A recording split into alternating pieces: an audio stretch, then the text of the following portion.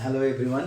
তো এতদিন ধরে আমরা ন্যারেশন যতটুকু শিখছি ততটুকুর উপরে প্র্যাকটিসের তো অবশ্যই দরকার আছে, কারণ প্র্যাকটিসটা করলে আমাদের পুরোটা কিন্তু ক্লিয়ার হয়ে যাবে। সেই জন্য আমি আজকে একটা প্র্যাকটিস নিয়ে এসেছি, বেশি নয়, 3-4টে কোশ্চেন থাকবে।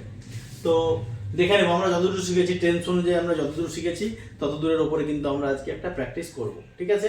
তো আজকে দেখে নেই, প্রথম একটা এক্সাম্পল আমাদের বোর্ডে লেখা আছে, যে 1 নম্বর আছে যে Rana said I am reading a story, এটা দেওয়া আছে। তাহলে আমাদের ন্যারেশন করতে গেলে প্রথম কাজ যেটা হবে, সেটা বারবার বলে আসছি, যে রিপোর্টিং ভার্বটা খুঁজে বের করা। আর আরেকটা কাজ হচ্ছে রিপোর্টেড স্পিচ যেটা আছে, রিপোর্টেড স্পিচ সেটা কোন টেন্সে আছে। এটা অ্যাসার্টিভ সেন্টেন্সে আছে, যেহেতু আমরা অ্যাসার্টিভের উপর প্র্যাকটিস করছি। তাহলে আগে দেখে নিই যে রানা সেড পাস্ট টেন্সে আছে, তাহলে সেড থাকলে আমরা জানি সেড বসে, তাহলে রানা বসিয়ে দিলাম। তারপরে সেড আছে, সেটটা বসিয়ে দিলাম। এবং আমরা জানি কমা, ইনভার্টেড কমাটা তুলে দিয়ে আমরা তার পরিবর্তে দ্যাট বসাই, তাহলে আমরা সেখানে দ্যাট বসিয়ে দিলাম, রানা সেড দ্যাট। এবার আই বলতে আমরা জানি প্রথম জনকে বোঝায় আই বা উই, তাহলে রানা যেহেতু ছেলে তার জন্য তার পরিবর্তে আমরা বসালাম হি। এবার আমরা দেখে নেব, এখানে আছে অ্যাম রিডিং, তাহলে এটা কোন টেন্সে আছে সেটা দেখে নিই। Am reading, I am reading a story, তাহলে সাবজেক্ট অ্যাম ইজার, ভার্বের সঙ্গে আইএনজি অবজেক্ট, অর্থাৎ প্রেজেন্ট কন্টিনিউয়াস টেন্সে আছে। এবং তাছাড়াও আমরা এটা বলতে পারি যে আমরা আগে বলেছিলাম যে অ্যাম ইজার থাকলে সেটা পরিবর্তন হয়ে ওয়াজ ওয়্যার হয়ে যায়, এটা প্রেজেন্ট কন্টিনিউয়াস আছে, তাহলে এটা হয়ে যাবে পাস্ট কন্টিনিউয়াস, তাহলে অ্যাম ইজারটা হয়ে যাবে ওয়াজ ওয়্যার, তাই তো কি না? তাহলে হির সঙ্গে ওয়াজ না ওয়্যার বসে, হি এর সঙ্গে সিঙ্গুলার যেহেতু সেহেতু ওয়াজ বসে যাবে, হি ওয়াজ। এবং বাকি পড়ে রয়েছে reading a story, reading a story, এবং লাস্টে অবশ্যই ফুল স্টপ বসিয়ে দিলাম, অ্যান্সার কমপ্লিট হয়ে গেল। খুবই ইজি। আমরা যদি দেখি 2 নম্বরটা দেখে নিই, the boys said we are playing now, তাহলে দ্য বয়েজ সেড আছে, তাহলে যেটা আছে সেটা বসিয়ে দেই, দ্য বয়েজ বসিয়ে দিলাম, সেডের বদলে সেড বসে গেছে, এবং কমা, ইনভার্টেড কমা তুলে দিয়ে আমরা তার পরিবর্তে দ্যাট বসাবো অ্যাসার্টিভে। এবার এখানে দেখে নেই, আমি বলেছি আই বা উই যদি বলে তাহলে সেটা কিন্তু প্রথম জনকে নির্দেশ করে, তাহলে এখানে উই বলতে প্রথম জন বয়েজ, বয়েজ মানে ছেলেরা, তাহলে অনেকজন, তাহলে আমরা বলতে তারা, তাহলে উই বলতে তাদেরকে বয়েজদেরকে বোঝাচ্ছে, তাহলে ছেলেরা বলতে উই থেকে দে হয়ে যাবে, অর্থাৎ আমরা বলতে তারা, দ্য বয়েজ সেড দ্যাট, তারা দে, তাহলে উইটা এখানে পরিবর্তন হয়ে গেল দে, তাহলে দে। আরটা কি হয়ে যাবে, অ্যামিজার থাকলে ওয়াজ ওয়্যার হয়ে যায়, তাহলে দের সঙ্গে ওয়াজ না ওয়্যার, দের সঙ্গে বসবে ওয়্যার, যেহেতু প্লুরাল, দে মানে অনেকজন, তাহলে দে ওয়্যার। এবার প্লের সঙ্গে আইএনজি প্লেইং বসা রয়েছে, তাহলে কন্টিনিউয়াস টেন্স করে দিলাম, পাস্ট কন্টিনিউয়াস হয়ে গেল এটা। এবং নাও, এই যে নাও, এটা নাও বসিয়ে দিলে কিন্তু আমাদের ভুল হয়ে যাবে। আমরা বলেছিলাম আগে একটা জিনিস শিখেছিলাম, সেটা হচ্ছে টাইম এবং টেন্স চেঞ্জ, এটা টেন্স চেঞ্জ করলাম কিন্তু টাইমটাও চেঞ্জ করতে হবে। নাও মানে এখন কাজটা হচ্ছে, নাও থেকে পরিবর্তন করলে ইনডাইরেক্ট হবে দেন, তাহলে সেটা হয়ে যাবে দেন, THEN, এবং ফুল স্টপ বসাবো লাস্টে, হয়ে গেল আমাদের ন্যারেশন চেঞ্জ, ঠিক আছে? তারপরে আরেকটা দেখি কি আছে দেওয়া, আরেকটা एग्जांपल দেওয়া আছে এখানে, she said I have completed my work, তাহলে সি সেড বসিয়ে দিলাম, সি বসিয়ে দিলাম, সেডের বদলে সেডটা বসে যাবে, এবং কমা, ইনভার্টেড কমা তুলে আমরা বসাবো দ্যাট।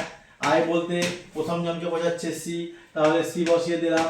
এবার আমাদের এখানে রয়েছে হ্যাভ কমপ্লিটেড, এটা ছিল, তাহলে হ্যাভ প্লাস V3 হচ্ছে প্রেজেন্ট পারফেক্ট টেন্সের স্ট্রাকচার, তাহলে এটা পাস্ট পারফেক্টে করতে হবে। বা এটা মনে বলেছিলাম আমি যে হ্যাজ হ্যাভ যদি থাকে তাহলে কি বসে যায়, হ্যাড বসে যায়, গুড।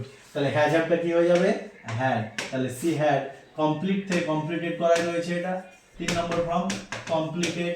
এবার মাই টাস্ক, এটাগুলো চেঞ্জ করতে হবে কিন্তু, আমার কাজ, আমার বলতে মাই বলতে আমি বলেছিলাম প্রথম জনকে বোঝায়, আই মাই মাইন এগুলো বসে, তাহলে মাই বলতে প্রথম জন, অর্থাৎ আই মাই মাইন এটা প্রথম জন, সি কে বোঝাচ্ছে, তাহলে সি থেকে তো আমরা এখানে অবজেক্টিভকে সি বসাতে পাবো না, সির বদলে হার বসাবো, তাই তো কি না? যেমন আগে হিট বসিয়েছিলাম ছেলের ক্ষেত্রে, তাহলে এখানে বসাবো হার, এবার ওয়ার্ক বসে গেছে, তাহলে she had completed her work. কথাটা যেহেতু ঘুরিয়ে বলছি, সে বলেছিল যে সে তার কাজটা কমপ্লিট করে দিয়েছে, ঠিক আছে? মানে একজনের কথা অন্যজন হয়ে ঘুরে বলছে। আচ্ছা, নেক্সট পরবর্তী দেখে নেব, Anu said to her sister I have taken your sharpener today, এটা দেওয়া আছে।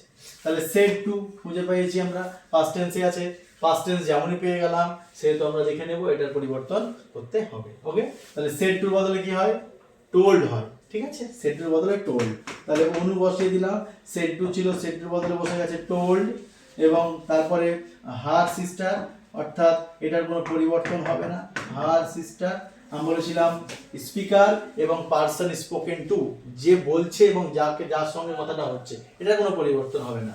হয়ে গেছে। তারপর এটা কমা ইনভার্টেড কমা তুলে কি বসাবো? এটা কমা ইনভার্টেড কমা তুলে আমরা বসাবো দ্যাট লিঙ্কার হিসেবে। এবার আই বলতে কোন জনকে বোঝাচ্ছে? অনুকে বোঝাচ্ছে। অনু ছেলে না মেয়ে, সেহেতু তার ক্ষেত্রে আমরা কি ইউজ করব? সি ইউজ করব। এবার হ্যাজ হ্যাভ আছে, has have shortcut formula, has have থাকলে হয়ে যাবে হ্যাড, বসিয়ে দিলাম হ্যাড। প্রেজেন্ট পারফেক্টটা হয়ে গেল পাস্ট পারফেক্টে। এবার টেক টুক টেকেন 3 নম্বর ফর্ম করাই রয়েছে টেকেন, যেহেতু এখানেও হ্যাজ হ্যাভ তার সঙ্গে ভিতরি বসে, এখানেও হ্যাড এর সঙ্গে ভিতরি বসে, তাহলে টেকেন বসিয়ে দিলাম।